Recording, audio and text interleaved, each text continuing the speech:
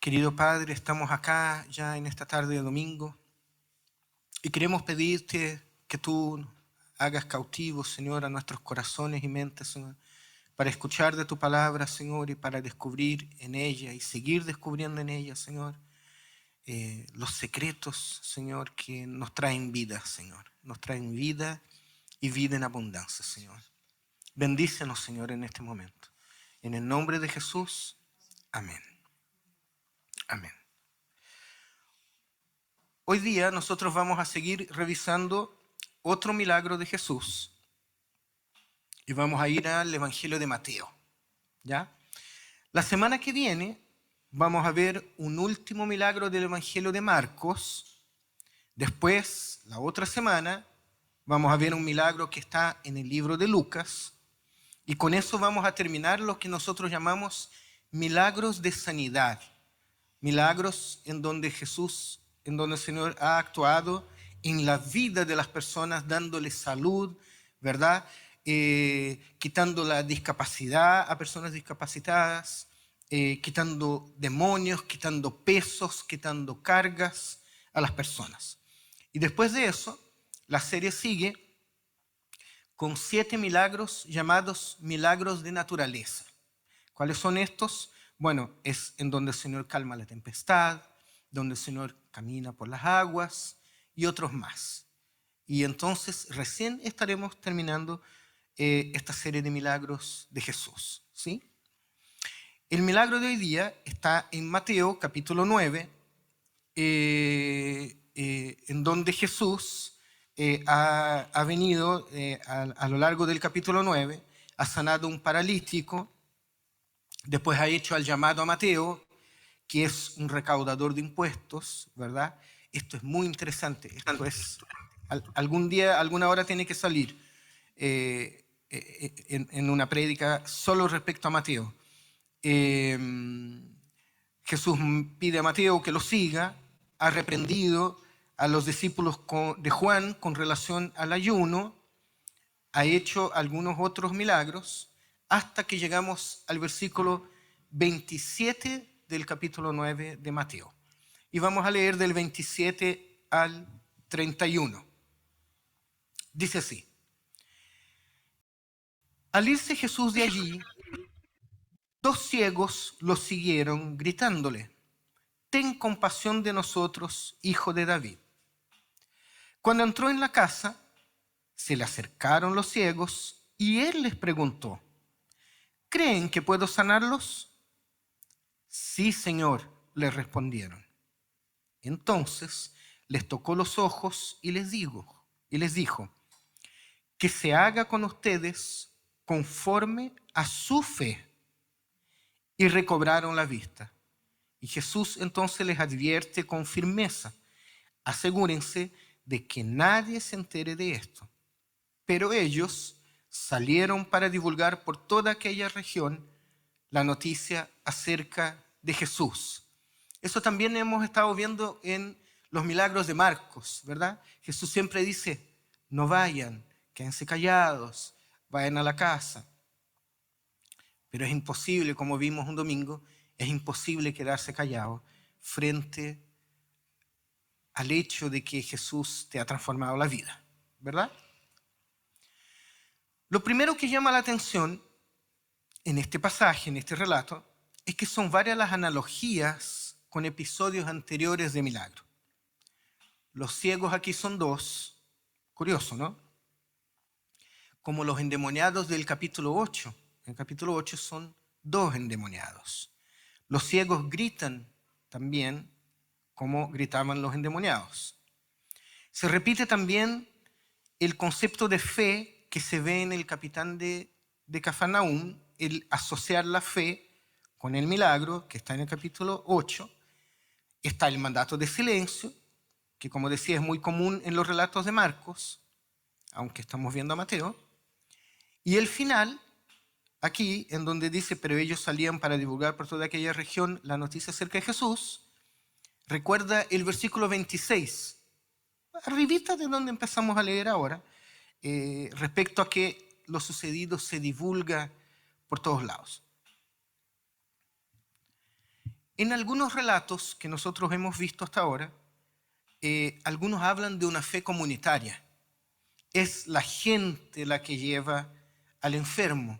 ¿Se acuerdan? Incluso el hombre que lo bajaron, abrieron un forado en el techo y lo bajaron, su hamaca, digamos, ¿verdad? Es la gente la que trae a la persona. Pero hay otros, como este que nosotros vamos a ver hoy día, en que son los enfermos mismos los que buscan directamente al Señor. También es interesante que hay otro relato de sanación de 2 ciegos en el capítulo 20 de Mateo. Fíjense. Pero el relato del capítulo 20 es distinto a este de acá. Y eso podría llevar a que nosotros preguntemos hoy día, ¿no es cierto? Porque nosotros estamos tan lejos de este Mateo que escribió el texto, lejos en la cultura, lejos en el tiempo, lejos en la historia. Imagínense viajar a ese tiempo 2000 años atrás, o lo contrario, imagínense a Mateo en nuestras vidas hoy día. No tiene lógica, no tiene sentido, ¿verdad? Entonces nosotros podríamos preguntar, porque hoy día podemos hacer todos estos análisis, nosotros tenemos la Biblia, y entonces podríamos decir, ¿por qué Mateo cuenta 2 veces la curación de 2 ciegos? ¿Por qué no lo hizo una sola vez? Pero nosotros tenemos que entender que Mateo no tuvo la misma preocupación que nosotros podemos tener hoy respecto a este tipo de detalles. Estos son llamadas dobletes o dobles narraciones que nosotros encontramos en toda la tradición sinóptica. Nosotros sabemos que los 3 primeros evangelios de nuestra Biblia, Mateo, Marcos y Lucas, son llamados los evangelios sinópticos porque son muy parecidos. Uno puede ponerlos de manera paralela en 3 columnas y casi leerlos así. ¿Pero por qué? Bueno, nosotros hoy también sabemos que es muy probable que Mateo tuvo el Evangelio de Marcos como una de sus fuentes para escribir. Mateo no escribe de la nada. Mateo no se sienta un día y dice, a ver, ¿qué es lo que me recuerdo? Ah, sí, esto. Mateo tuvo, además de otras fuentes, tuvo a Marcos en mano. Es por eso que ambos evangelios se parecen tanto. Pero eso no fue un problema para Mateo, sino que todo lo contrario, fue una bendición. Porque Mateo, teniendo a Marcos, escribió un evangelio distinto, diferente, con un énfasis diferente, pensando en destinatarios diferentes a los destinatarios de Marcos.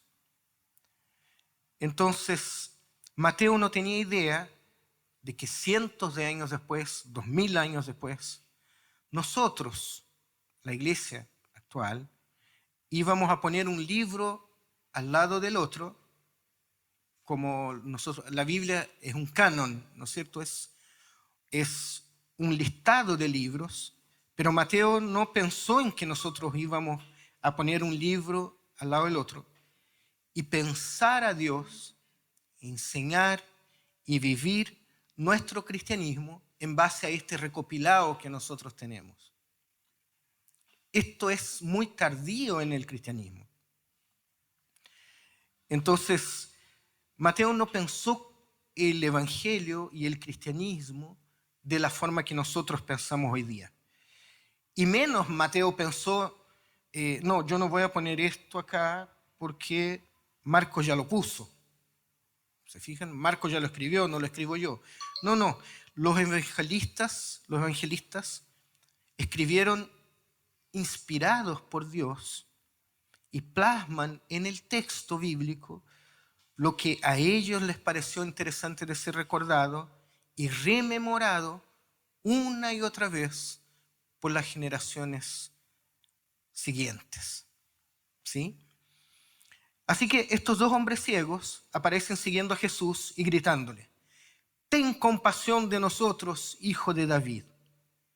De esa forma ellos van reconociendo en Jesús el Mesías esperado por el pueblo de Israel. No le dicen cualquier cosa, le dicen hijo de David. El título de hijo de David en Mateo puede ser interpretado en tres etapas, en tres partes. Una es en el libro de la genealogía que está en el capítulo 1. Mateo desde un principio presenta a Jesús descendiendo desde la línea de David. O sea, Mateo parte su evangelio reconociendo en Jesús el Mesías esperado. 2, en el capítulo 8, Mateo describe al hijo de David como el Mesías salvador de Israel. El Mesías que quita la ceguera de Israel y que sana a los enfermos de su pueblo. Entonces, Jesús para Mateo es el siervo de Dios Salvador, es el rey bueno que cura a los paralíticos y ciegos en todas partes. Entonces, para Mateo los enfermos de alguna forma son los israelitas. Y los dos ciegos de este relato, de alguna forma, es la respuesta que Dios quiere de Israel a su Mesías. Y la tercera etapa de esta interpretación respecto al hijo de David es que Mateo contrapone el reino de Jesús, hijo de David, a la permanente ceguera de los fariseos. Los fariseos que supuestamente serían los que más conocen a Dios y al conocer a su ley conocen a Dios y por ende conocen a la voluntad de Dios por el conocimiento que tenían de la ley. Bueno, esos son los primeros que frente a Jesús se convierten en ciegos. Los fariseos son ciegos ante el Hijo de David que cura a los ciegos. Sigamos el relato. Jesús es seguido entonces por estos dos hombres ciegos y al entrar a la casa pregunta a esos hombres si ellos creen que Él puede sanarlos. Ellos dicen que sí, verbalizando la confianza que ellos tenían en Jesús, ¿verdad? Jesús entonces les toca los ojos y dice: que se haga con ustedes conforme su fe.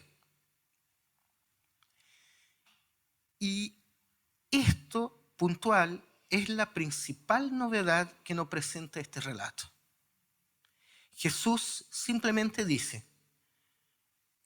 que lo que pase va a ser hecho conforme a la fe de ellos. ¿No es cierto? O sea, Jesús no accede de inmediato a la petición de los hombres, sino que más bien el escritor Mateo hace constar que la fe precede la curación y que debe ser activa y perseverante. Y la fe, de hecho, es el tema central de este capítulo 9, y es más, este es el único relato en toda la Biblia que expresa esa idea de que se les hará conforme a su fe.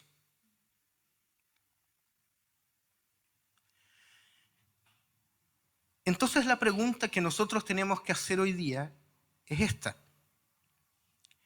¿qué hicieron estos hombres que hacen que Jesús crea que conforme a su fe será hecho? ¿Qué hicieron estos hombres para que Jesús reconozca en ellos fe? Y yo puse así, y una fe correcta, una fe adecuada, la fe que corresponde, ¿no es cierto? Porque parece que aquí hay un secreto.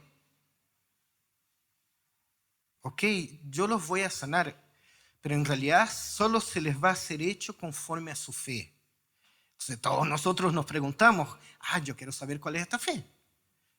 Porque ¿quién no quiere ser sanado? Y esta pregunta es necesaria y es problemática porque la verdad es que muchas veces nosotros hemos usado este pasaje de una manera equivocada. Y de hecho lo hemos usado para exhortarnos entre nosotros. Entonces uno dice, por ejemplo, Bueno, no sé si es exactamente esto, ¿no es cierto? Pero, ay, mira hermano, recuerda el pasaje de Mateo. Si quieres que Dios obre en tu vida, hay que orar con fe. Hay que tener fe. Igual de los dos ciegos. Porque si no, capaz que no pase nada. Y a veces oramos al Señor y no pasa nada. Y nos llenamos de culpa. Porque decimos, no tuve la fe del tamaño necesario para que Dios obrara. O uno escucha también, pucha, mi hermana parece que le faltó fe. Porque si hubieras tenido fe, pero fe de verdad, o sea, Dios te habría escuchado. O si no, no decimos estas cosas, pero las pensamos. Las pensamos. Entonces pasa algo malo con alguien y uno dice, pobre el chiquillo, mira, no le digas nada, pero le faltó fe. Porque si él hubiera tenido fe, nosotros no estaríamos en esto hoy día, pues sí. ¿No es cierto? ¿Pensamos o no pensamos estas cosas?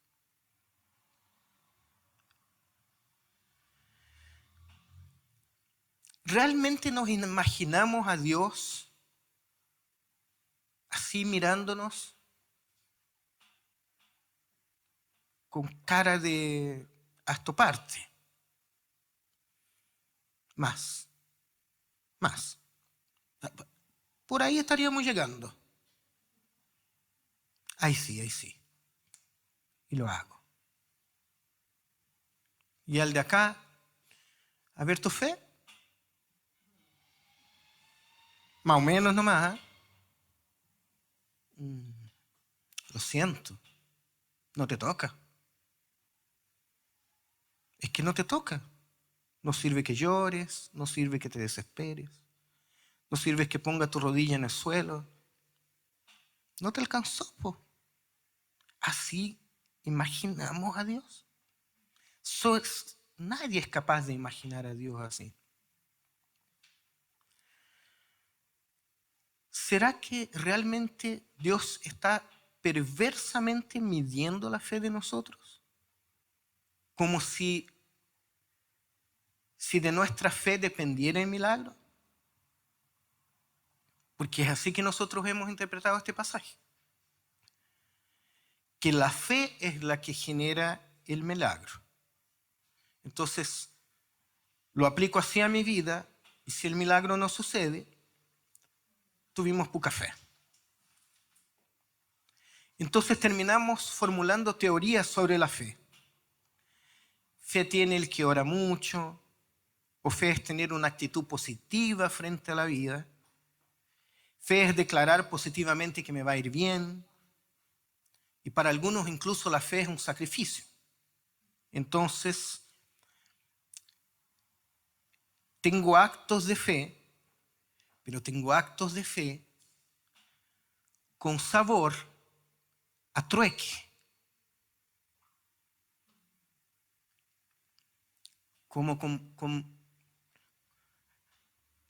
Tengo actos de fe o tengo actitudes de sacrificio frente a Dios, pero con gustito como a intercambio.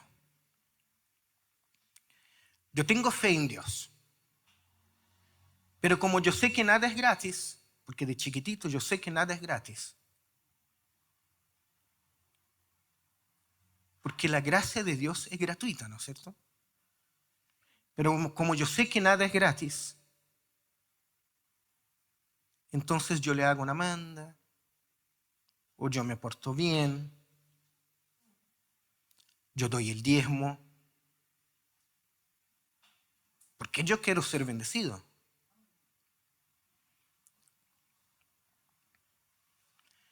Querida iglesia, miren, fe es simplemente acercarse a Jesús, entregado, suplicando, sin condiciones. Porque el milagro viene siempre de Jesús. El milagro no viene de nosotros. La gracia es gratuita, por eso es gracia. Lo que pasa es que en nuestra lógica humana todo tiene un precio. Pero aunque nos parezca hasta extraño lo que voy a decir, la fe, queridos y queridas, no genera milagros. ¿Saben por qué? Porque todo proviene de Jesús. Todo. Ahora, ¿hay esperanza en que Él responderá a mi fe? Por supuesto que sí. Claro que sí. Pero Jesús no condiciona el milagro a la fe de cada uno de nosotros. Así que, ¿quieren tener fe? Acerquémonos a Jesús.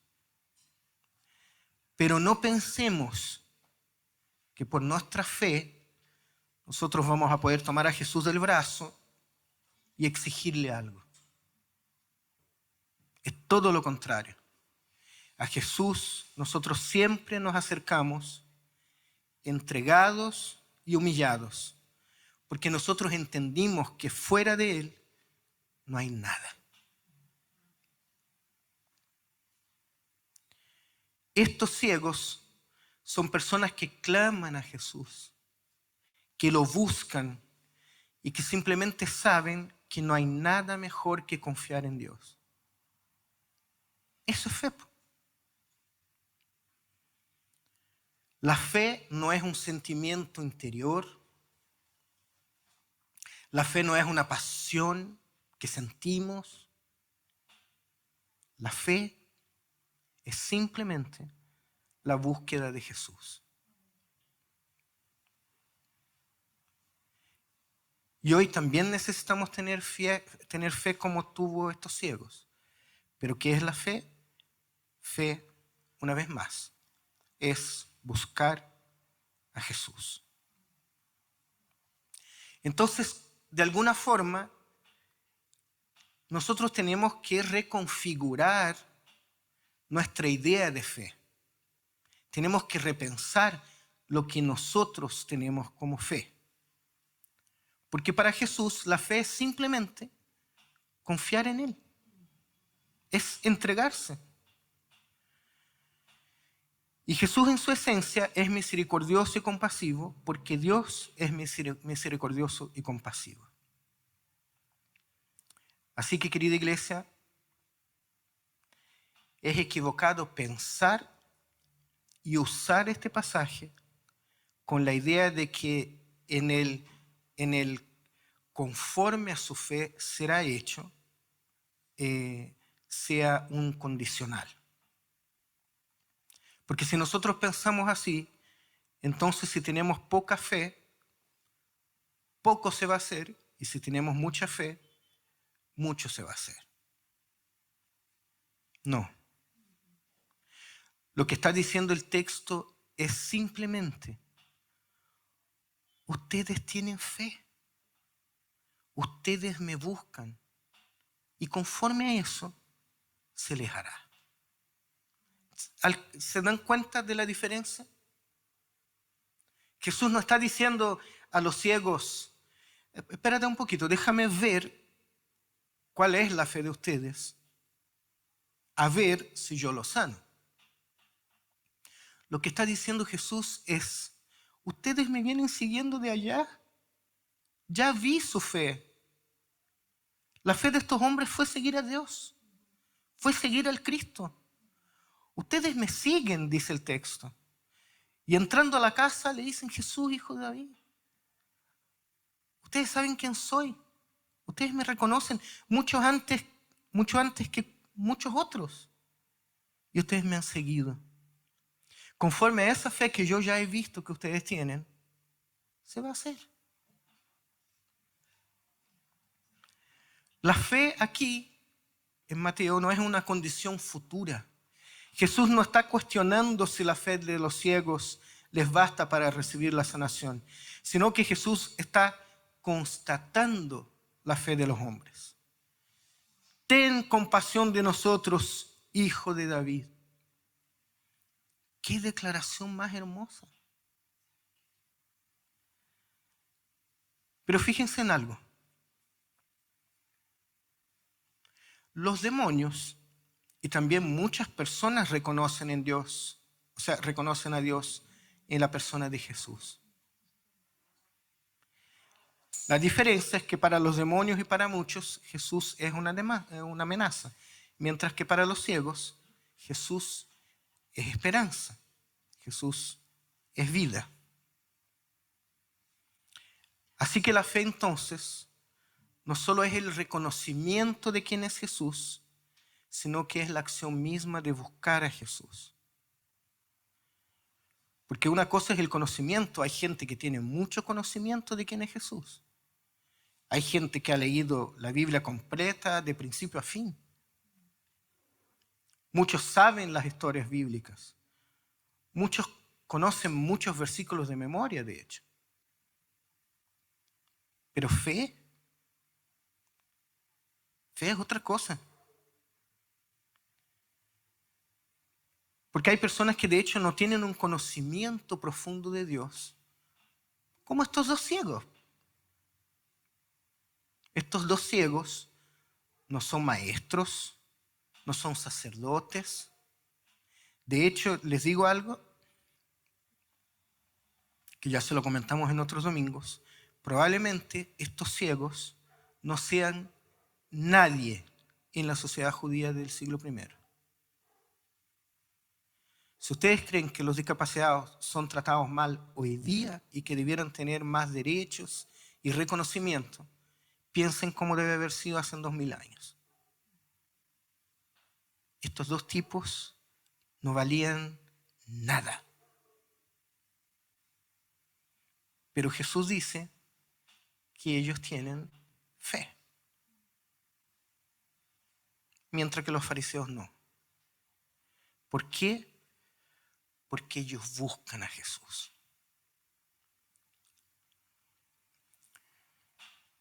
Entonces podríamos decir que fe es confianza, fe es entrega. Fe es decir a otra persona, tú tienes el control, confío en ti. Tener fe es eso, es confiar y decir, tú tienes el control. Nosotros aquí, los que están en Zoom, nosotros sabemos que no tenemos el control.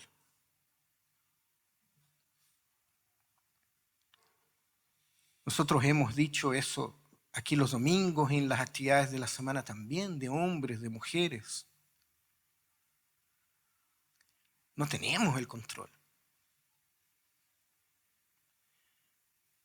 Pero el problema entonces es cómo actuamos frente al hecho de que no tenemos el control.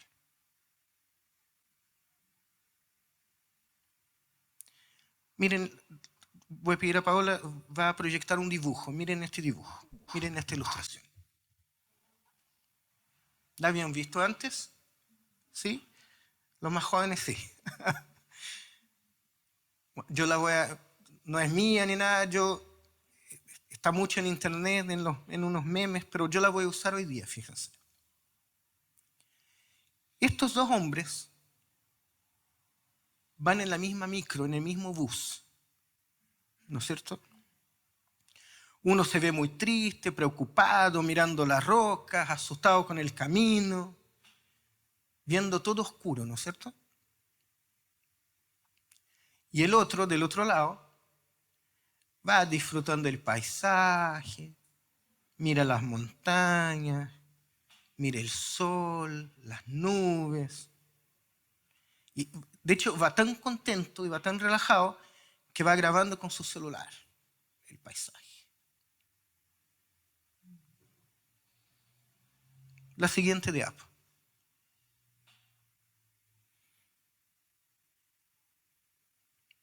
ninguno de los dos tiene el control. Ninguno de los dos hombres va manejando el bus.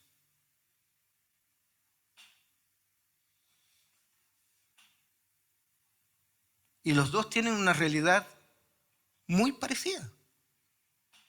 Los dos están en el mismo camino, en el mismo bus. Pero uno de ellos está angustiado, afligido, viendo todo color de hormiga. Pero el otro ha optado por descansar y entregarse en el viaje, a pesar de que, al igual que el otro hombre, él tampoco tiene el control.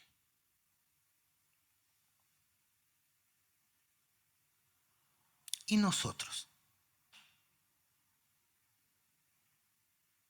¿Qué actitud vamos a tener frente a la vida? Nosotros no tenemos el control. ¿Pero qué hago? ¿Me desespero y me angustio y me encierro mirando el muro? ¿O confío y me entrego al Señor?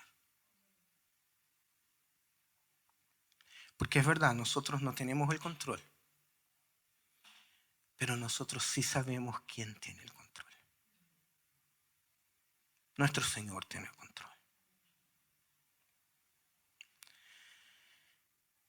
Entonces, ¿queremos tener fe? Hagamos lo que hicieron estos dos ciegos. Sigamos a Jesús y si es necesario, gritemos a Jesús que nos tenga compasión. Entremos a la casa con Él y cuando Él nos pregunte, ¿creen que puedo sanarlos? Sí, Señor. Sí, Señor.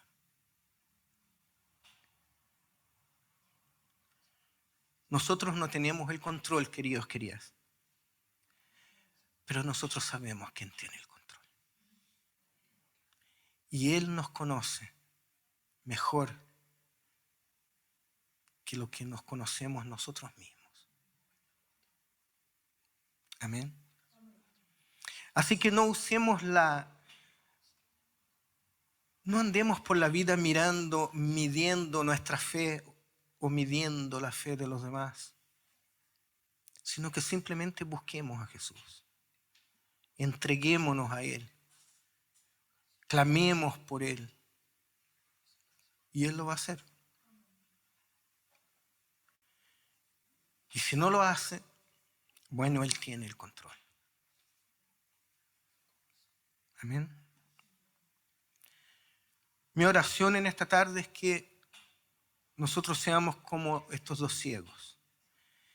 Que sigamos a Jesús, que pidamos ser sanados y que simplemente Él se haga realidad en nuestras vidas, como se hizo realidad en la vida de estos hombres. Querido Padre Celestial, te damos gracias, Señor, porque tú tienes el control. Y eso es mucho mejor que nosotros mismos lo tengamos. Te damos las gracias, Señor, porque tú eres el llamado Hijo de David, el Mesías esperado, el Dios hecho carne, el principio y el fin.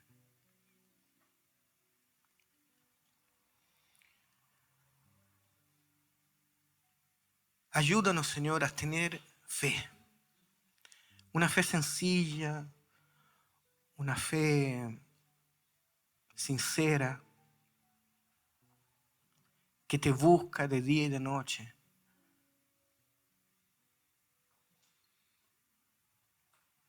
Una fe que te responde, sí, Señor.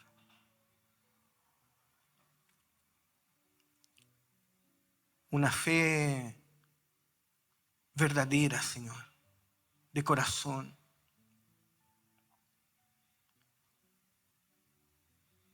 Queremos estar solo entregados a ti, Señor, porque no conocemos el día de mañana. En verdad que no lo conocemos. Entonces ayúdanos, Señor, que hasta el día en que tú vuelvas nuevamente, nosotros tengamos la fe de esos dos ciegos que te siguieron, que te buscaron, que no pararon en medio del camino, que no se frustraron, que no se cansaron de seguirte, que clamaron hasta que te encontraron, Señor. Entraron en esa casa con valentía, con audacia, en búsqueda de sanación. Nosotros también queremos ser sanados, Señor. Nosotros también queremos ser sanados. Ayúdanos, Señor. En el nombre de Jesús. Amén. Amén.